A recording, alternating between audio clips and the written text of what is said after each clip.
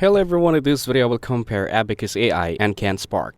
Abacus AI and Genspark may sound similar in bringing AI into your hands, but they serve very different purposes and audiences. Abacus AI is a platform that helps businesses and developers build and use AI without needing deep technical skills.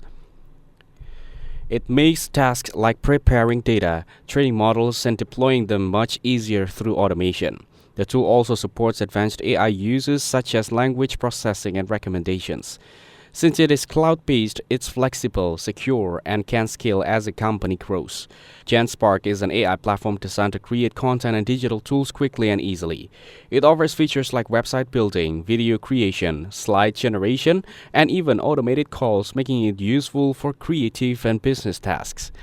The interface is simple, so beginners can get started without much effort.